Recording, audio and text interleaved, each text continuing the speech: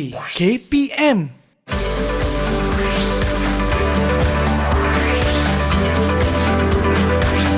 Didik TV KPM.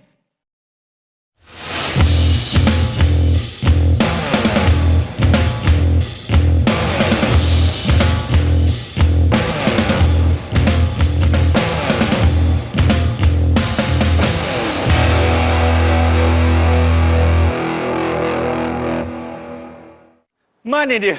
Mana dia? Mana dia? Hei, kata ada kebakaran tadi dekat rumah ni. Ni tak ada apa-apa pun. Elok je rumah ni. Hai, ini dapat laporan palsu tadi. Kita penat-penat lah punya datang dekat sini ingatkan ada kebakaran. Rupanya tak ada. Hai, kita kena buat laporan dekat cikgu kita ni. Kita telefon dia. Cikgu. Hai. Macam mana saya nak cakap ni cikgu? Kita dapat laporan palsu lah cikgu. Katanya ada kebakaran kat sini rupa-rupanya. Okey cikgu, tak ada apa-apa pun. Macam mana ni cikgu? Balik?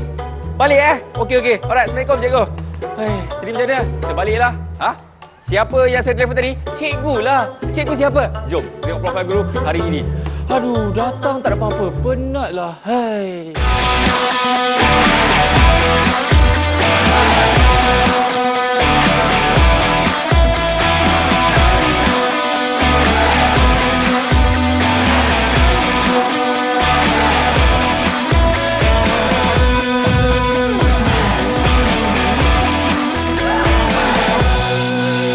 Lagi jom kita panggil cikgu kita, Cikgu Jah. Assalamualaikum cikgu. Waalaikumsalam.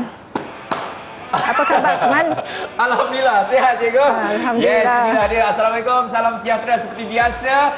Badan beruniform yang kita nak belajar kali ini adalah Kadet Pertahanan Awam. Kadet Sekolah Pertahanan Awam. Ya, itu maksud saya cikgu. Ya, ataupun betul. lebih mudah kita sebut Kaspa. Cantik cikgu. Cikgu, tadi tu cikgu, saya datang-datang kat tempat kejadian, tak ada apa-apa pun yang berlaku cikgu. Tidak ada kebakaran pun. Siapa tu? Semalam siapa yang telefon pandai-pandai telefon? Tak boleh Akmal. Dengar tu, kenapa tak boleh cikgu? Sebab apa? Jangan. Gitu. So siapa yang telefon tu? Tak Sebenarnya tahu. dia apa? Kamu nakal. Tak boleh. Jangan. Jangan telefon sebarang nak main-main. Telefon talian kecemasan 999 itu kerana sekiranya anda didapati bersalah menggunakan talian kecemasan secara main-main macam tu untuk senda gurauan semata-mata, anda boleh dikenakan denda, anda boleh dihukum mengikut Akta Komunikasi dan Multimedia 1998 Section 233. Gitu. Dendanya sebanyak RM50,000 murid-murid, bukan sedikit. Dan atau dihukum penjara 1 tahun. Tak pasal-pasal kena bayar denda RM50,000, tak pasal-pasal kena masuk penjara 1 tahun cikgu kan? Jangan main-main dengan nombor 999. Oh, ini yang Sofia ke ni janda ke? Tak tahu. Okey, Cikgu Jai, saya pasti ramai murid-murid ni nak tahu untuk pembelajaran kali ni kita nak belajar mengenai apa Cikgu Jai? Hari ini kita akan belajar tentang kecemasan di rumah. Macam mana tadi? Kecemasan? Kecemasan di rumah. Cemas. Okey, kecemasan di rumah. Itu yang kita nak belajar kali ni cikgu. Mungkin cikgu berceritakan sikit dulu mengenai kecemasan di rumah. Kecemasan tu apa murid-murid? Apa yang dimaksudkan dengan kecemasan di rumah? Kecemasan di rumah ni Akmal adalah apa-apa saja insiden atau perkara atau peristiwa yang boleh melibatkan nyawa dalam keadaan risiko, boleh merisikokan nyawa kita. Okey, contohnya kalau adik kita tak sihat kan, sakit kepala, kita pergi telefon juga 999.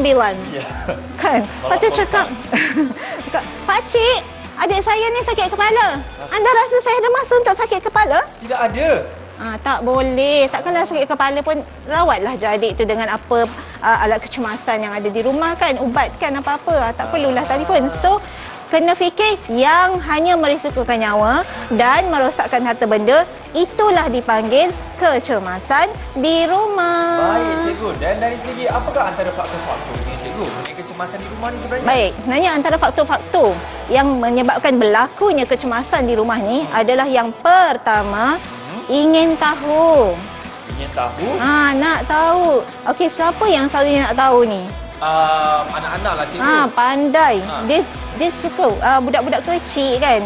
Bawah 14 tahun selalunya ada dua golongan yang sering berisiko berkaitan dengan keselamatan di rumah ni, iaitu yang pertama remaja dan kanak-kanak yang berumur 14 tahun ke bawah dan warga emas yang berumur 65 tahun ke atas. Okey.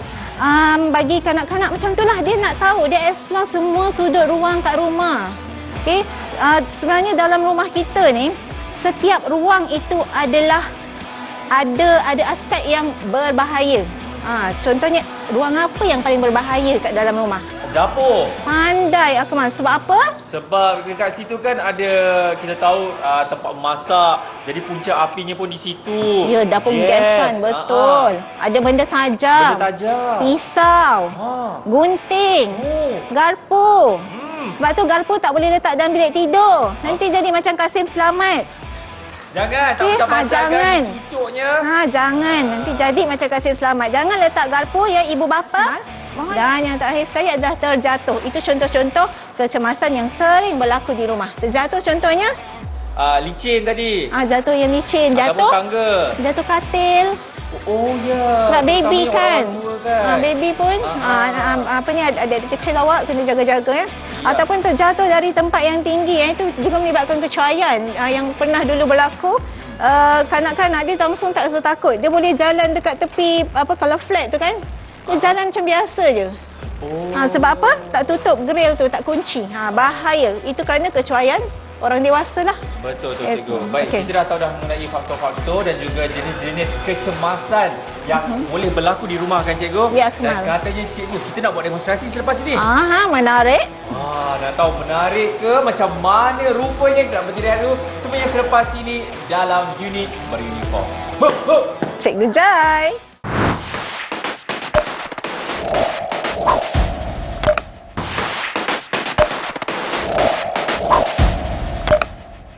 Masih lagi menyaksikan Badan Beruniform bersama dengan Cikgu Jai, cikgu.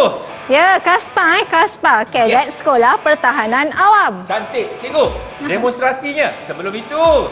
Ya. Ramai murid-murid nak tahu juga apa antara peralatan kecemasan yang patut ada dekat rumah. Cikgu Jai. Kita kena nak bagi tahu murid-murid. Yang murid-murid alat pemadam api. Ni alat pemadam api ni yang pertama kena dekat rumah. Mesti ada di rumah macam tak penting tapi sangat penting.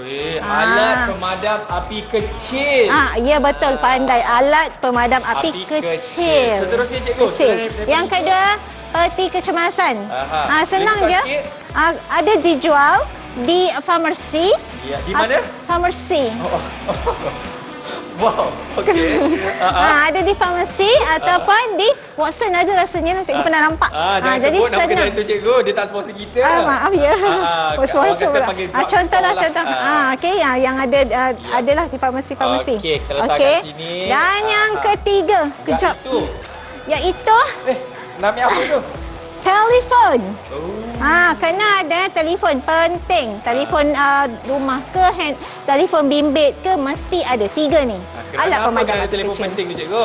Senang untuk hubungi 999. Ya, okey. Itu antara peralatan kecemasan yang patut ada dekat rumah. Dan inilah masanya seperti mana yang saya katakan tadi, kita akan lakukan demonstrasi sekiranya berlaku kecemasan di rumah. Ya. Jadi dengan itu, cikgu, kita nak jemput dulu Kalian. untuk lakukan demonstrasi. Okey, jemput masuk. Silakan. Alright. Ini dia. Dia datang khas dari mana kali ini? Ini daripada Malaysia, cikgu. Malaysia. Okey, saya pada rumah lambai sikit. Alright. Okey, cikgu. Yang kita nak buat adalah demonstrasi berkaitan dengan kemungkinan perkara-perkara yang sering berlaku di rumah. Okey? Yang pertama, lemas. Lemas. Selalunya melibatkan siapa tadi yang kita cerita? Bayi kanak-kanak. ataupun kanak-kanak. Mungkin juga warga Lemas. Lemas ni boleh berlaku kepada sesiapa sahaja. Di kolam renang, di tak mandi, dalam besen pun boleh. Betul. Mana-mana saja. Ya. Jadi macam mana cara kita nak bantu? Okey, silakan. Okey. Okey. Ini Sekiranya kita bayangkan kanak-kanak lah cikgu bayangkan kanak-kanak atau remaja ni baru sahaja lemas. Jadi pertama sekali kita kena pastikan keadaan sekeliling selamat. Okey, ataupun kita kenali sebagai danger. Ya. Pastikan sekeliling mangsa selamat. Okey. Sekiranya mangsa berada di dalam air, pastikan juga keadaan di air itu selamat. Kena pastikan, contohnya kalau dulu di dalam kolam renang tu ada wire, kadang ada wire punya berlaku renjatan elektrik dalam air, bahaya. Jadi kena keluarkan dulu. Sekitaran kita tu selamat cikgu Keluarkan dulu wire tu tadi, tarik dulu, kemudian baru boleh tarik mangsa. Okey, ini penyelamat sedang mengenal pasti keadaan sekeliling dan sekarang ni dia sedang melihat respon. Okey, untuk macam lihat responnya, inilah dia. kena panggil tepuk kuat-kuat. Cek. Dek, adik, macam ni kan. Untuk lihat sama ada mangsa dalam keadaan sedar atau tidak. Okey, baik. Kita kena telefon. Saya call. Okey, telefon. Cepat. Hello? APM cikgu. Nak cakap apa? Akmal, jangan panik. Kita yang telefon tu jangan panik. Kena ceritakan apa yang berlaku. Beritahu ada mangsa yang sedang lemas. Ada mangsa yang tengah lemas. Lokasi disebutkan di mana? Lokasinya dekat rumah saya. Rumah kita nombor berapa, cikgu? Nombor 25 Jalan Rasa. Itu dengar tak? Lagi nak cakap apa? Okey, tolong datang segera, Encik. Tolong datang segera ya, Encik. Terima kasih. Okey. Assalamualaikum. Okey, dalam masa yang sama, penyelamat atau kita yang berada di rumah tu kena berikan compression atau tekanan pada dada penyelamat tu dengan kadar 100, kiraan 100 untuk 120 minit. Okey, nyanyilah apa yang sedang dilakukan ini. Ini sekiranya mangsa adalah remaja atau orang dewasa. Tapi kalau bayi, macam mana cara bayi? Okey, tunjukkan Harish. Dua jari sahaja beri tekanan antara tengah-tengah dada tu lah. Between nipples tu. Okey. Baik. Selepas sedalam lebih kurang 1,5 inci lah. Okey. Sekiranya kalau mangsa tidak memberikan apa-apa respon. Dia seterusnya selepas memberi compression, kita kena pastikan saluran udara atau airways. Pada mangsa, dongakkan sedikit. Tengok kalau ada apa-apa benda yang menyumbat saluran. Contohnya seperti apa? Kalau kita nampak ada benda dekat dalam mulut dia, kita kena keluarkan lah. Apa-apa sahaja benda. Okey. Kita angkatkan dagu dia tu dan baru boleh tengok apa yang kat dalam tu. Okey.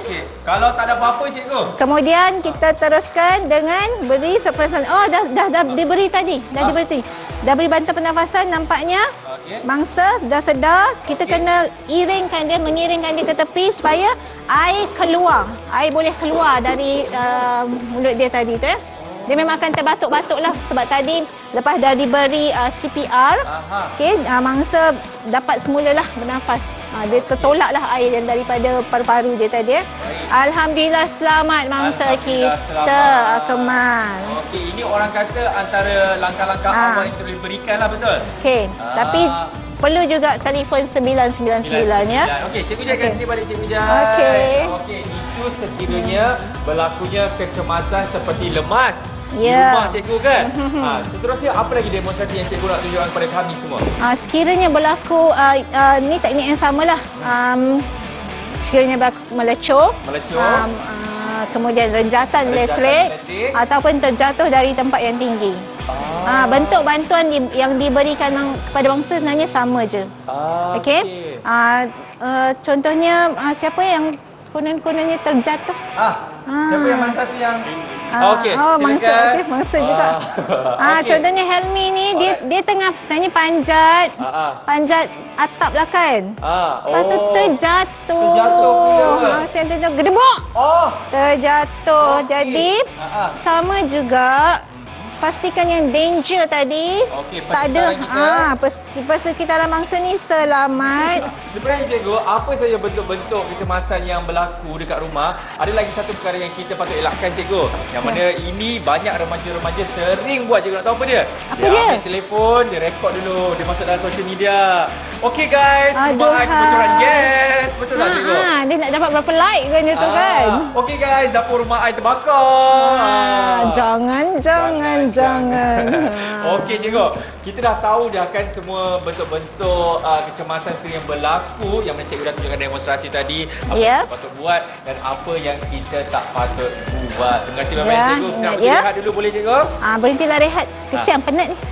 Penat Okey. actor. Kepada anda semua jangan ke mana, selepas ini kita akan kembali dalam Badan Berinform Kaspa.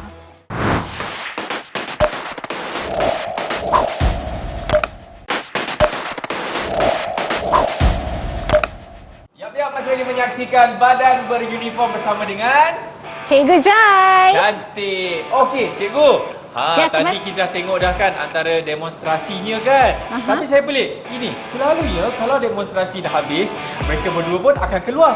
Ini kenapa masih ada lagi dalam set kita ni, cikgu? Sebab belum habis lagi. Belum lagi. Ada satu yang cikgu nak tunjukkan kepada murid-murid jika berlakunya renjatan elektrik. Di rumah. Pernah cikgu dulu. Pernah kena? Macam mana? Dia macam bila kena kan. Dia macam tu cikgu. Sebenarnya cikgu pun pernah. Jadi macam mana kita nak buat? Jika berlaku renjatan elektrik di rumah, macam mana cara kita nak selamatkan mangsa? Okey. Baik. Boleh? Silakan. Silakan. Ini hanya sekadar simulasi. Okey. Tak ada ni, tak sambung ke mana-mana. Alamak Akmal. Macam mana? Jadi bila berlaku macam ni, kita lihat rupanya ada berlaku kelecoran di tangan mangsa. Jadi mula-mula kita kena pastikan matikan Swiss. Okey, yang pertama matikan Swiss. Matikan Swiss ya. Sebab kita kena selamatkan juga diri kita macam cikgu pernah cakap dulu. Okey, dah matikan Swiss. Selepas itu pastikan keadaan yang selamat. Okey, ini kita jauhkan cikgu kita dah jauhkan. InsyaAllah tak ada, dah mati dah. Okey. Lepas tu kita tenangkan mangsa dulu.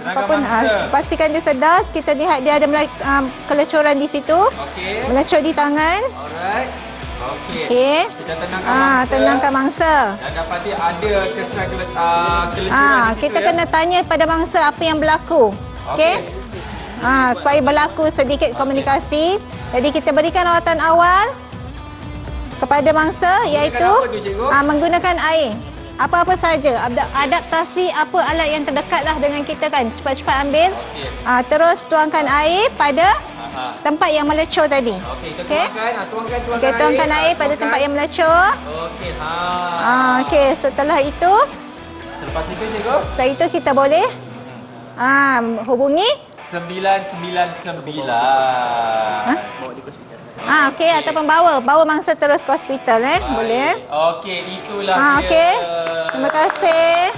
Alhamdulillah. Semoga mangsa kita tu selamat, sembuh dan selamat. Okey, terima kasih. Baik-baik ya, baik-baik. Okey, terima kasih. Wah, cikgu, saya rasa inilah antara salah satu kecemasan yang sering berlaku kat rumah, cikgu. Iaitu renjatan elektrik kan? Ya, betul. Kadang-kadang bila tangan kita basah lepas mandi, nak tutup water heater, cikgu. Dia pergi tutup, zoom. Tangan basah, betul. Pastikan kering kan. Sebenarnya. Itulah. Baik. Cikgu, sebenarnya kan, apa sebenarnya manfaat yang kita boleh dapat apabila kita belajar mengenai kecemasan di rumah? Betul. Kita kan kadang-kadang kita ingat kita dah berada di tempat yang paling selamat. Kemalangan boleh berlaku di mana-mana sahaja. Walaupun di rumah. Sebenarnya terutamanya di rumah lah. Kan? Jadi sebab tu kita kena tahu, kita kena belajar, kita kena ada ilmu tentang menyelamatkan diri atau mangsa bila berlaku apa-apa kecemasan di rumah ni. Betul. Jadi bila kita ada ilmu, kita akan lebih bersifat berhati-hati, berjaga-jaga, dan bila berlaku sesuatu kita tidak panik. Jangan panik. Okey, dan kita tahu macam mana nak menggunakan alat-alat yang ada di rumah untuk membantu mangsa ataupun apa-apalah yang berlaku kat rumah tu kan. Macam ni lah yang gunakan alat-alat yang ada ni kan, dan telefon. Sekiranya kita tahu tu juga, kita boleh membantu mengurangkan kadar kehilangan nyawa. Dan kadar kemalangan di Rumah. Ya. Ya. Ingat murid-murid? Okey, ingat tu. Jadi cikgu, sebelum kita nak mengakhiri kita punya sesi pembelajaran, mungkin cikgu boleh recap balik apa yang kita belajar daripada awal sampailah sekarang ni cikgu. Apa yang kita belajar sebenarnya tentang Kecemasan kecemasan di rumah. rumah. Semua orang, tak semestinya murid-murid sebenarnya boleh kongsi ilmu ini dengan sesiapa sahaja. Ya. Ibu bapa, adik-beradik, supaya mereka tahu jika berlaku apa-apa kecemasan, mereka tahu macam mana nak pastikan diri semua orang dalam keadaan yang selamat. Kena praktikkan, jangan cuai, sentiasa berjaga-jaga. Pastikan semua benda atau barang di rumah dalam keadaan yang selamat. Betul. Dari atap sampai ke lantai. Pantun ke tu? Tak ada pun yang pembayang dia maksud. Okey, baik. Apa pun ingat, malam tidak berbau. cantik, cikgu. Baiklah, terima kasih pada anda semua yang telah setia bersama dengan kami selama setengah jam ni. Kalau nak tahu apa lagi yang Cikgu Jai akan kongsikan dalam badan Bulletin Forecast Park, InsyaAllah. pada hari Rabu dan juga Khamis pada pukul berapa cikgu? 6:30. 1:30. Dah tukar waktu. Ya, itu cerita dah hari dah cikgu, kalau pukul 6 tu. Ingat, 1:30 petang hanya Okey. di Didik TV KPM. Baiklah, kita akan jumpa lagi. Saya Akmal Nazri. Dan Cikgu Jai. Inilah dia badan Beruniform Assalamualaikum. Kadet Sekolah Pertahanan Awam. Bye-bye.